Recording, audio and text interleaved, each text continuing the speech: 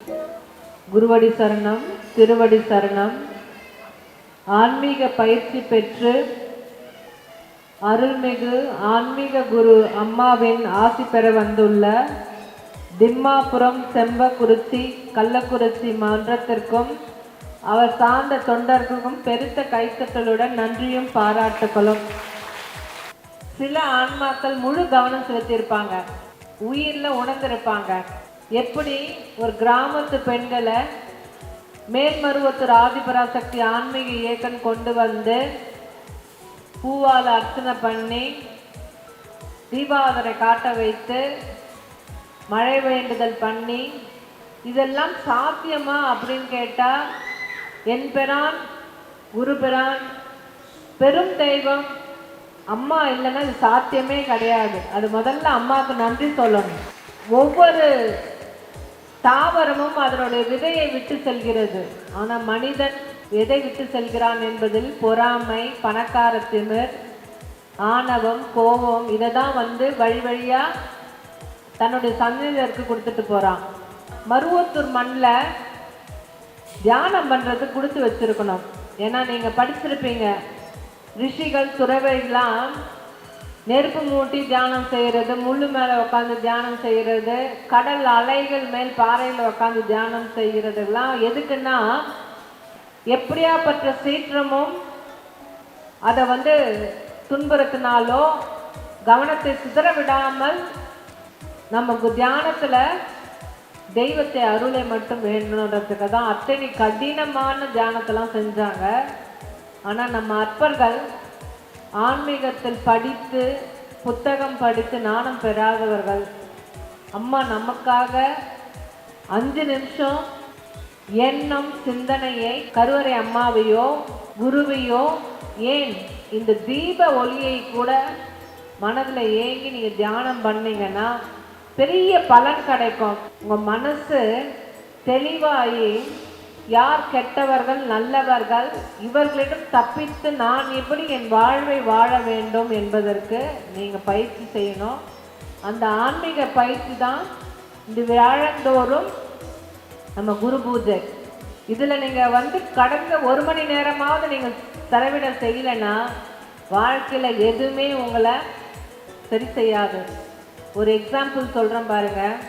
இப்பெல்லாம் எப்படி தற்கொலை நடக்குதுன்னா, கோபத்தின் உச்சைக்கு போய் தனக்கு பிடித்த ஒரு விஷயத்தை பிடித்தவங்களை துன்புறுத்தணும்னு சொல்லிட்டு வீடியோ காலில் ஆன் பண்ணியே தற்கொலை பண்ணி தன் வாழ்க்கையை முடிச்சுக்கிறாங்க.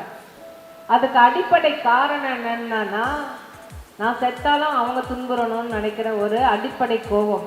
இதெல்லாம் எங்கிருந்து போகணும்னா இந்த மாதிரி தியான பயிற்சியிலிருந்து தான் போகும். அதனால் இந்த தியானத்தை சிரத்தையாக செய்யணும். 2வது, இந்த அலங்காரத்தை பாருங்க, அதை அமைத்த குழுவினருக்கு கை தட்டுங்க. நினச்சி பாருங்க, மனசில் அவ்வளோ கஷ்டம், குடும்பத்தில் அவ்வளோ ஒரு பொருளாதார பிரச்சனை, ஆனாலும் அம்மான்னு இந்த வெயில் காலத்தில் இந்த அமாவாசை யாக குண்டத்தையும் அந்த பணியும் செய்கிறவர்களுக்கு நிஜமாக பாராட்டணும். எந்த வெயிலில் இந்த யாக குண்டத்தை கட்டி குரு பூஜை வச்சு அந்த உயிர்ப்பு நூலெல்லாம் கொடுத்துட்ருக்காங்கன்னா அதெல்லாம் பார்த்து பார்த்து நான் இதற்கு தகுதியானவளா, என்னுடைய பக்தி உயர்ந்ததா சிறந்ததான்னு அம்மா கிட்ட கேட்டு நம்ம கண்டி, என்னுடைய பக்தி தான் சிறந்தது, நான் தான் பெரிய ஆளுன்னு நினச்சிங்கன்னா இது ரசிக்கவே முடியாது. அம்மா என்ன சொல்கிறாங்க, மகளே கஷ்டப்படாத, உன்னுடைய துன்பத்துக்கெல்லாம் மயில் இறைகளோட மென்மை போல் வருடி உன் மேனி எந்த துன்பமும் இல்லாமல் உன் மனம் கஷ்டப்படாமல் நான் பார்த்து கொண்டேன்னு எவ்வளோ ஒய்யாரமாக உட்காந்துட்டு இருக்காரு. அம்மா சொன்ன அருள்வாக்கு என்ன அப்படின்னு பார்த்தீங்கன்னா, இயற்கை வளம் நன்றாக இருந்தால்தான் உன் குடும்ப வளமும் நன்றாக இருக்கும். அதுக்கு அழகா திருமதி அம்மா தமிழ் புத்தாண்டு ஆசிரியரில் அழகாக சொல்லியிருக்காங்க. மேல்மருவத்தூர் சித்தர்பீடம் சேனலில் போய் பாருங்கள். இயற்கை வளம்னா என்னன்னா, இப்போ அவஸ்தப்படுறீங்கல்ல, துண்டை இப்படி பண்ணுறதும் விசிறி இப்படி பண்ணுறதும் ஏசி இல்லாமல் 1 நிமிஷம் கரண்ட்டு போனதுக்கு வருமானு யோசிச்சோம். அதனால் நீங்கள் இயற்கை வளம் என்னன்னா, சித்ரா பௌர்ணமியில் கண்டிப்பாக யாக குண்டத்திலையும் தொண்டிலும் கலந்து கொண்டால் மட்டும்தான் இந்த வருடம் மழை வரும். அதனால பணி கேளுங்க, தொண்டு செய்யுங்க, யாகத்துக்கு கலந்து கொள்ளுங்க, சக்கரத்துல கலசத்துக்கு கலந்து கொள்ளுங்க. ரொம்ப ரொம்ப சிறப்பானது இந்த சித்ரா பௌர்ணமி. ஏன்னா முழு நிலவின் அழகு போல் வெளிச்சம் போல் இந்த ஆண்டு உங்களுக்கு நல்லா இருக்கணும்.